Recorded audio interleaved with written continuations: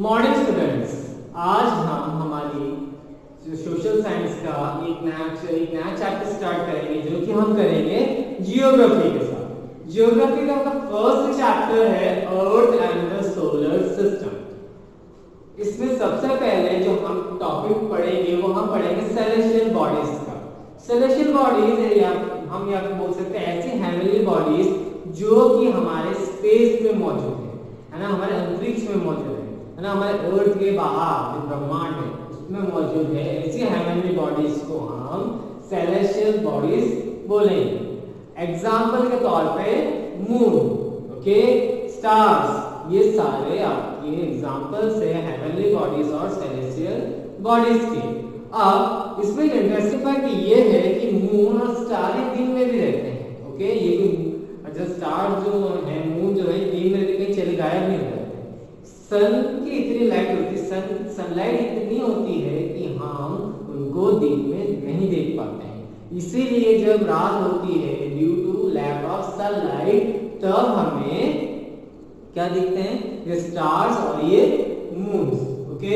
कभी आपने देखा हो शाम के समय जब टाइम जब दिन ही रहता है तो उस समय भी आपको मून दिखता है। कभी कभी मॉर्निंग में 10 बजे तक भी या 9 बजे तक, 10 बजे तक भी कभी कभी आपको मून आपको विजिबल होता है स्काई में। इसका मतलब ये है कि मून जो है 24 आवर्स रहता है, but due to the sunlight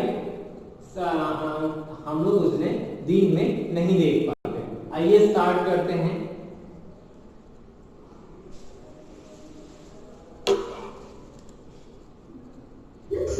The moon is full blue. It is a full moon. ये जो अभी आप पिक्चर देख रहे हैं है ना आपके प्रोजेक्टर पे, ये हमारा स्पेस की है। इसमें आपको मून दिख रहा है और आसपास जो आपको टिमटिमाती हुई चीज दिख रही है जो शाइन कर रही है ना, डॉट्स दिख रहे हैं, वो आपको क्या है आपके stars. That's when one side of the moon is completely visible to us. A full moon night is called Purnima. Last class में जब आप क्लास 5th में थे तब हमने एक मून से रिलेटेड एक चैप्टर पढ़ा था। तब हमने ये बोला था जब मून हमें पूरा दिखता है तो उसे हम क्या बोलते हैं, जब वो फुल्ली विजिबल होता है ना, शेप में उसका बड़ा दिखता है, फुल्ली विजिबल होता है, उसको हम क्या बोलते हैं, पूर्णिमा। ओके, पूर्णिमा को कितने डेज लगते हैं आने में? 15 डेज लगते हैं। आपने देखा होगा ना, बिल्कुल छोटे जो मून का जो क्रेसेंट शेप रहता है, बिल्कुल छोटे से होते होते वो बड़ा होता जाता है, मतलब राउंड होता जाता है। हमने पूरी साइकिल पढ़ी थी लास्ट चैप्टर में। जब ये पूरा फुल मून होता है तो हम उसको पूर्णिमा बोलते हैं। पूर्णिमा के बाद वापस से ये इनका जो शेप है वो कम होता जाता है। Okay, 15 days, the moon will gradually appear smaller. On the 15th day, the moon will not be seen at all. A night without a moon or a new moon night is called a new moon night. In Hindi, a new moon night is called Amavasya. Generally, अब क्या मैंने बोला था कि 15 days after the full moon वापस day by day आपने देखा होगा धीरे धीरे जो मून है, जो आप पूरा गोल था वो धीरे धीरे कम होता गया, उसका शेप चेंज होता गया।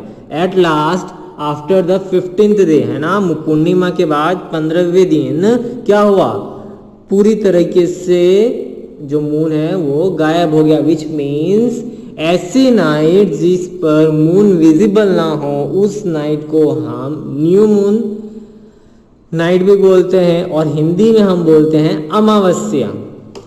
a new moon night is the perfect time for stargazing, especially if the sky is clear.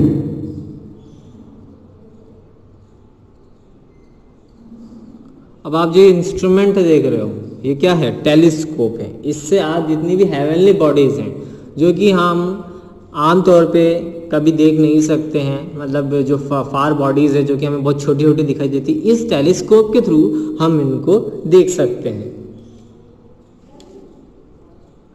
The night sky is full of innumerable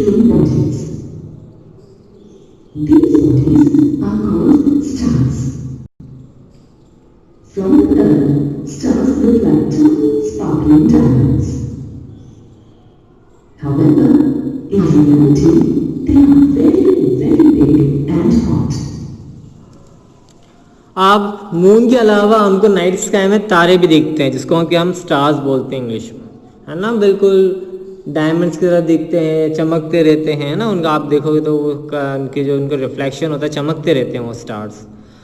but actual में ये इतने छोटे नहीं होते जितना छोटे ये हमें दिखते हैं। रीज़न ये है कि हम इनसे बहुत ज़्यादा दूर हैं, इसीलिए वो जो स्टार्स हैं वो बहुत स्मॉल दिखते हैं। बट एक्चुअल में they are a big ball of fire, है ना। बिल्कुल ऐसा जैसे आपके प्रोजेक्टर में आपको इमेज दिख रही है, एक बहुत बड़ा गोला है जो कि कंटिन्यूसली जल रहा है, उसमें आग लग रही है। Okay, Stars are made up of gases and emit large amounts of heat and light. Stars कहाँ से बने हुए हैं? ये बने हुए हैं डिफरेंट गैसेस से, जिससे कि लार्ज अमाउंट ऑफ हीट निकलती है एज वेल एज रोशनी यानी लाइट भी निकलती है। Okay, On simultaneously, we can see that some stars are brighter than the others. It's probably because these stars are closest to the Earth. अब आपने ऐसे भी स्टार्स देखे होंगे जो कि साइज में थोड़े आपको बड़े लगते हैं as compare to the other stars, या फिर बहुत ज़्यादा चमकते हैं। रीज़न ये है कि वो अर्थ से थोड़ा पास में है, मतलब जो दूसरे स्टार्स से पास में है, मतलब वो दूसरे स्टार ज़्यादा दूर है, वो थोड़ा पास है। Okay, Do you know the star that is closest to us? The Sun.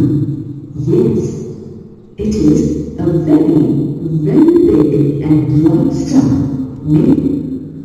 The closest star जो हमारी अर्थ के पास है वो है सन। वो इनफैक्ट खुद एक स्टार है। ओके, वो भी किससे बना हुआ है? एक्सट्रीमली हॉट गैसेस से बना हुआ है। वो भी हीट प्रोड्यूस करता है as well as light. Of extremely hot gases. The Sun is the star closest to us. Just to give you a sense of the distance, sunlight reaches us in 8 minutes. Whereas light from the next closest star, the Proxima Centauri, अब जो हमारा सन है, अगर हम उसको star के इसमें count करें तो सबसे जो क्लोजेस्ट स्टार है वो सन है। अब उसकी रोशनी हमारे अर्थ तक पहुंचने में कितना टाइम लगता है? 8 मिनट्स, है ना। 8 मिनट का समय लगता है सूरज की रोशनी धरती तक पहुंचने में। उसके बाद जो स्टार हमारे नज़दीक है वो है Proxima Centauri. takes 4 years to reach the Earth. अब प्रॉक्सिमा सेंचुरी की अगर हम रोशनी की बात करें तो कम से कम 4 साल लग जाते हैं उसकी रोशनी यहाँ तक पहुँचने में। समझ जाओ आप वो कितना दूर होगा। Like the Sun and Proxima Centauri, clusters of billions of stars along with dust and gas are bound together by gravity. Such clusters of stars are called galaxies. अभी जो आप देख रहे हो इमेज, ये है गैलेक्सी की। यहाँ पे बहुत सारे मिलियंस ऑफ स्टार्स बना रहे हैं, मिल के हमारी गैलेक्सी बना रहे हैं। बेसिकली ये जो स्टार्स है ये ग्रेविटी की वजह से, है ना। कोई भी चीज़ जो बाउंडेड रहती है वो ग्रेविटी की वजह से, मतलब आप चल रहे हो तो आप किस वजह से चल रहे हो? ग्रेविटी की वजह से, वरना आप अभी हवा में उड़ रहे होते हैं। तो जिस चीज़ से, जैसे कि सपोज मैंने कोई चीज़ ऊपर फेंकी है तो वो नीचे गिर जाती है, उसके रिस्पॉन्सिबल कौन होता है? ग्रेविटी। तो ये सारे स्टार्स आपस में ग्रेविटी की वजह से जुड़े हुए हैं, और ये बाइंड अप किसके हेल्प से हैं? इन गैसेस के हेल्प से ये आपस में बाइंड अप हैं और ये आपस में एक गैलेक्सी बनाते हैं। और जब ये सारी गैलेक्सीज मिलके हमारा क्या बनाती है? यूनिवर्स। यहाँ पर आपको इमेज में 2 से 3 गैलेक्सीज दिख रही हैं जो कि मिलकर हमारे पूरा यूनिवर्स यानी कि ब्रह्मांड बना रही है। Millions of galaxies together make up our universe.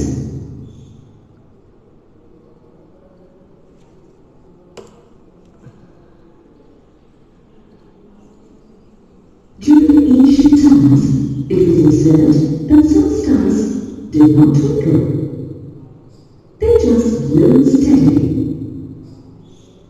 These celestial bodies were called the wandering stars.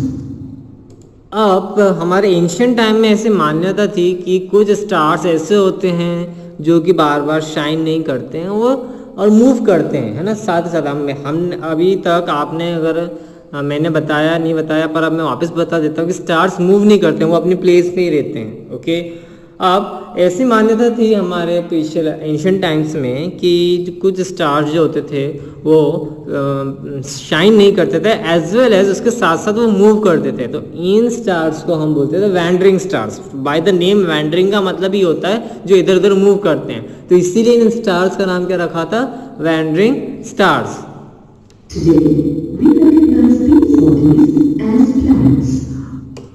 आज के तारीख में हम इन स्टार्स को या इन बॉडीज को हम क्या बोलते हैं, प्लैनेट्स। अर्थ भी एक प्लैनेट है, उसके अलावा ऐसे 7 मोर प्लैनेट्स हैं जो कि सन के आसपास चक्कर लगा रहे हैं। वो हम थोड़ी देर बाद पढ़ेंगे कि क्या होते हैं प्लैनेट्स और कौन कौन से ऐसे प्लैनेट्स हैं। ओके,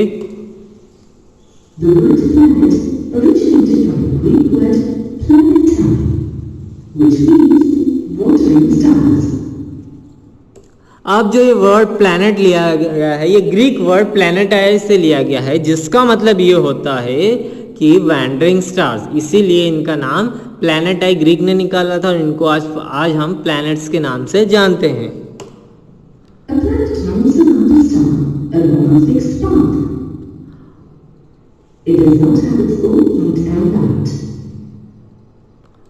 अब जो प्लैनेट जो होता है उसकी सबसे मेन प्रॉपर्टी हम उसको ऐसे हम जानते हैं कि प्लैनेट हम उसको कब मानते हैं, जब वो अपने स्टार या फिर अपने सन के आसपास रिवॉल्व करना, उसके आसपास चक्कर काटना स्टार्ट कर दे। जैसे कि आपने थोड़ी देर पहले आपने प्रोजेक्टर पे देखा, इसके पास खुद की अपनी हीट एंड लाइट नहीं होती है। ये किससे लेता है, सन से ये सारी चीजें लेता है। हीट एंड लाइट जो लेता है ये सन की हेल्प लेता है। ओके,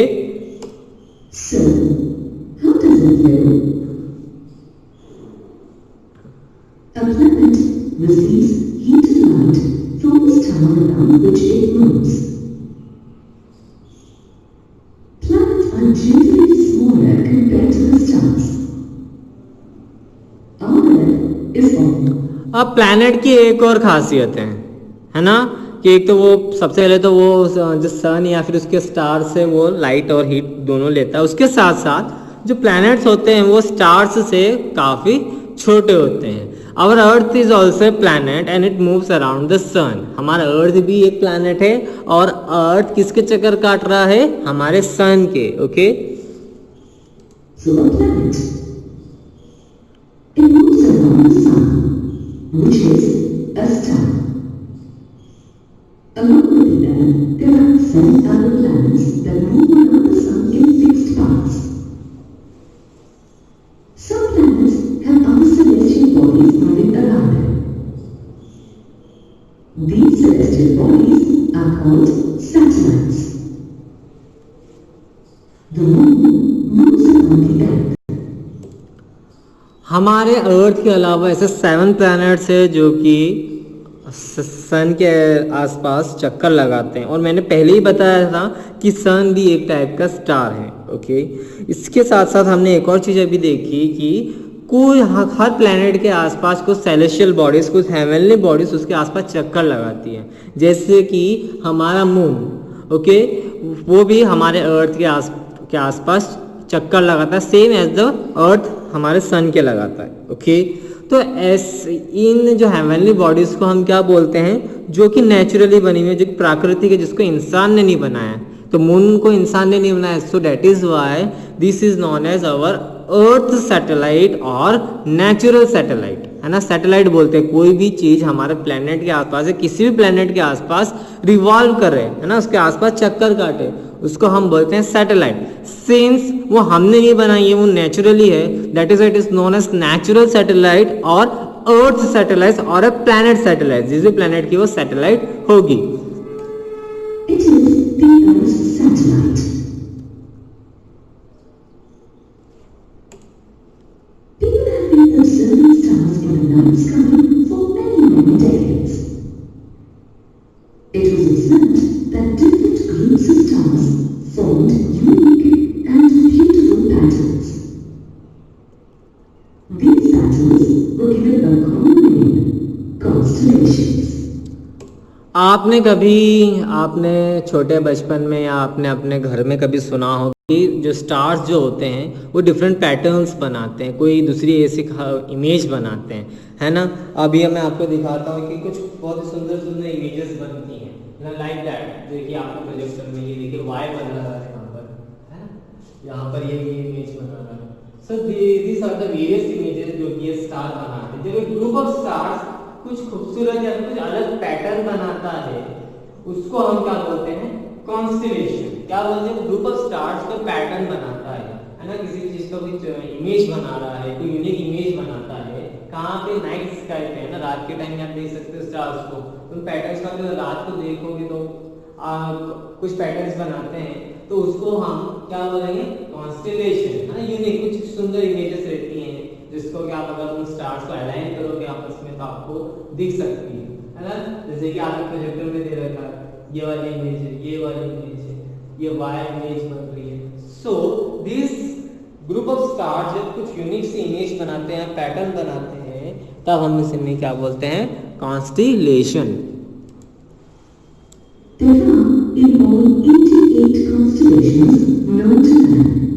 अभी तक हमने 88 कॉन्स्टेलेशन डिस्कवर करी है। The constellation seen here is called the Ursa Major or the Big Bear. अब जो यहाँ पर ये पैटर्न बन रहा है ना, इसको हम बिग बेयर के नाम से भी जानते हैं या फिर उर्सा मेजर। मतलब इस कॉन्स्टेलेशन को हमने क्या नाम दिया है, उर्सा मेजर या फिर big bear. It is one of the most well-known and easily recognizable constellations. अब ये one of the most well known या फिर बहुत इजीली आप इसको नाइट स्काई पे फाइंड आउट कर सकते हैं। Okay, Within the constellation, small star patterns can also be observed.